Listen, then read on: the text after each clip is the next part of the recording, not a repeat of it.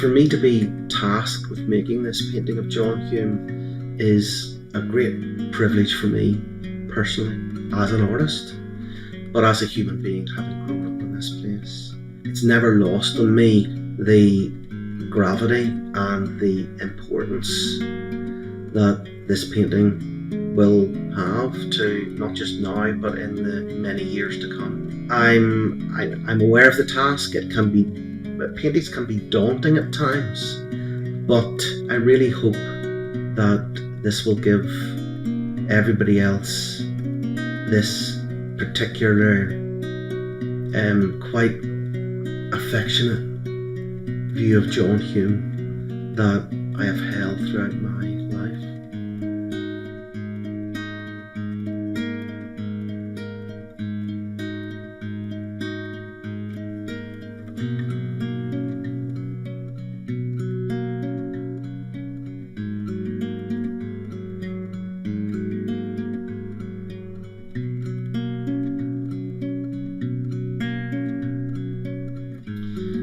He always seemed to make sense.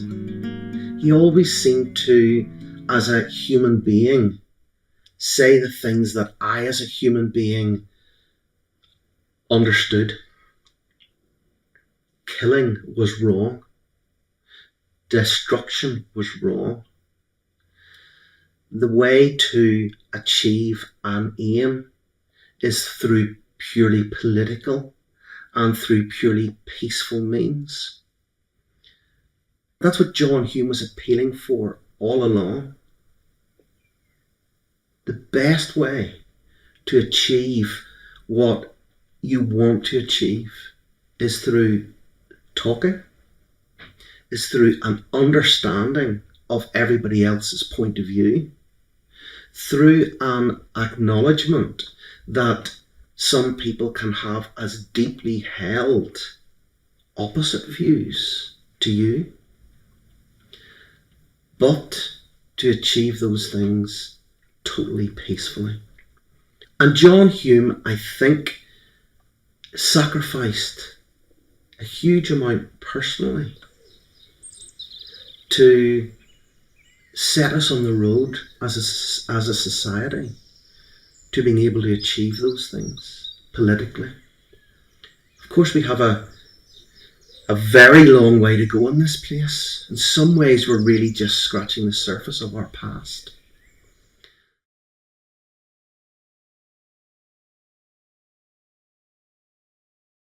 For this new painting,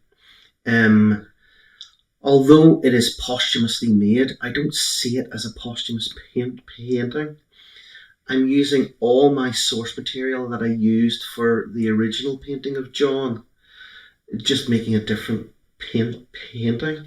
And so the drawings are back out again, the photographs are back out again, and it's almost like making a portrait of somebody who is still alive.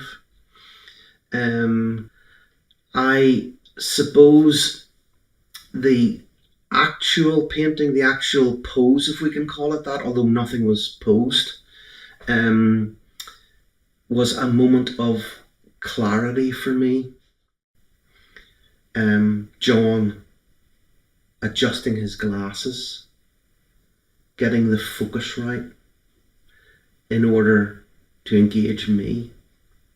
Now what that does in turn is it gives the viewer of the painting, it affords them that same intimate view of John. I loved the metaphorical aspect of him adjusting his view, remaining as focused as it was possible to be, because that for me is the memory I have of John Hume as well. Here was somebody who had a single-minded, completely focused ambition for peace in this place. And that seemed so appropriate in making this painting.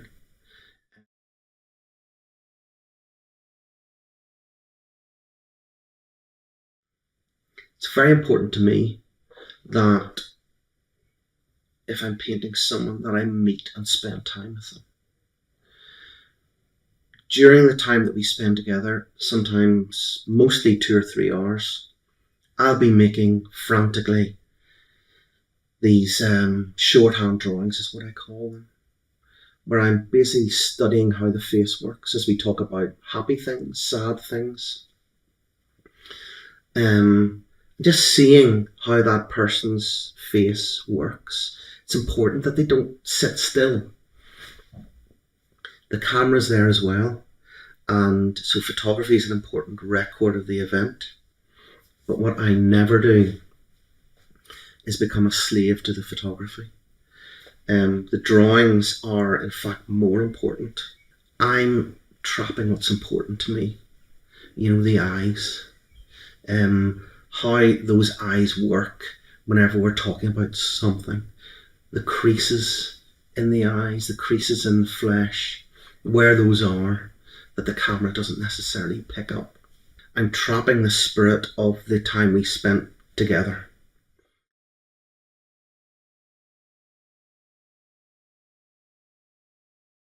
Working from all of my drawings all over the studio floor and some of the photography on laptops, and all of that comes together to build the final painting. I suppose the reason why I don't really use photography on its own is that, how often have we looked at a beautiful view or looked at a stunning sunset, we photograph it, we come back and we look at it and go, well, that doesn't capture anything of the experience. A photograph of a person can often be like that as well. So it's very important that I use the whole experience, the whole spirit of the time that we spent together, and build that into the painting.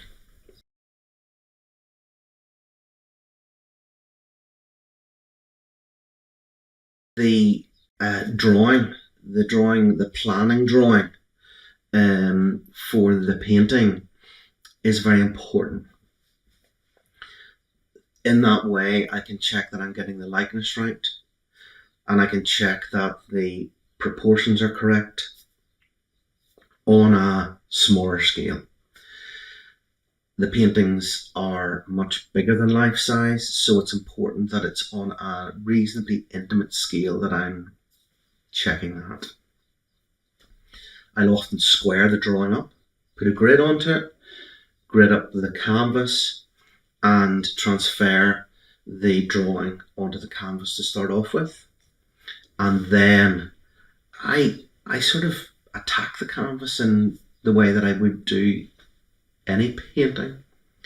It starts off with a spontaneous bunch of paint marks, where I know where the eyes are going to be, I know where the nose and the mouth are going to be, I know because I've plotted those out, but I'm using those as guides. And then after I've done that, maybe spent a day, I'll set the painting aside and work on something else, and then set that painting aside and work on something else, and maybe after 2 weeks I'll come back to the portrait, bring it back onto the easel again, and I'll then just start to build the painting from there on top of those loose spontaneous marks.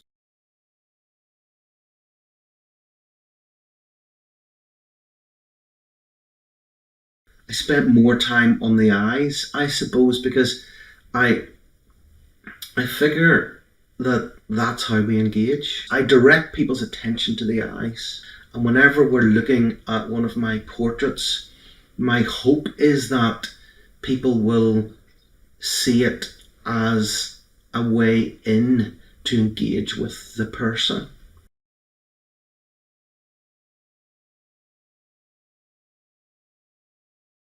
People assume, I think, that when you paint in this quite thick, expressive, sculptural, spontaneous way, that you're better with a very coarse, textured canvas. I find the opposite to be true. I love having a smooth surface to start with as I can. meant to build on top of that, to allow the paint to be the only thing that is really seen. The Michael Harding paints which I use are all handmade, and they're made in, I suppose, the really traditional way. They're as colour fast as it's possible to be, and from a textural point of view, they're just right for me as well. I can almost sculpt with the paint.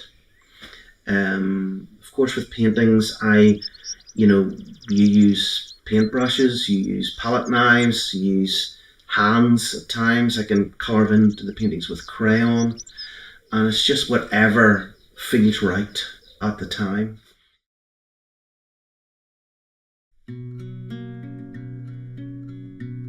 I haven't historically been a fan of large, huge canvases depicting the human face, but something about painting a portrait for the first time, really for the sake of doing it, made me want to do it larger than life size. This was about 12 years ago. And what it does is it gives us as the viewer, and also me as the artist, the opportunity for the human face to become something else. If we're looking at the human face at life size, we're seeing a human face. If you're seeing a human face 4 times, 5 times bigger, you're engaging with something else. And that's what I want my paintings to be. I want people to find themselves in them. I want people to see landscape if they want to see it, because sometimes the way that the paint is treated in the faces is reminiscent of landscape. And essentially there's a self-indulgent aspect from my point of view in it, where you set out to make a painting. The primary reason of getting into the studio is to put paint on a bit of cloth. Sometimes the human face is the way through to do it. It's the vehicle through which you do it. You use the human face to make the painting. So all of those things factor in as to why the portraits are the size they are.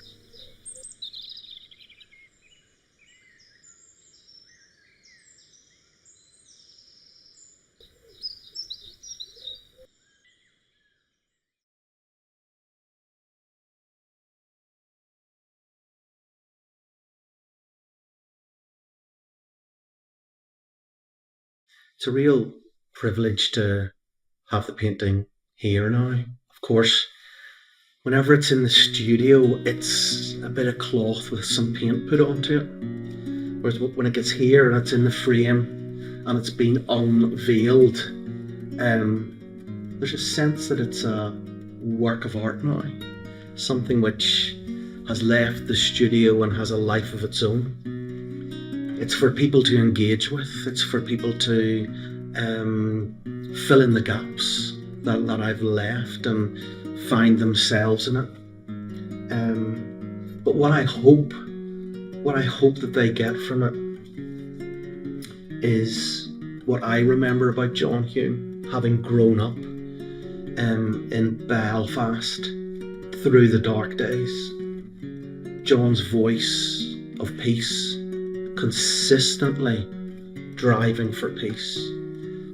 The first painting I made, which is now in a private collection, was an introspective view of John. This is an altogether different painting. What I hope with this painting is that there's a certain timeless aspect to it. Here's John at a certain point in his career, but also here's John the whole way through his career and his view of the place that he loved best. He's not consumed with him, he's consumed with us, with everybody else.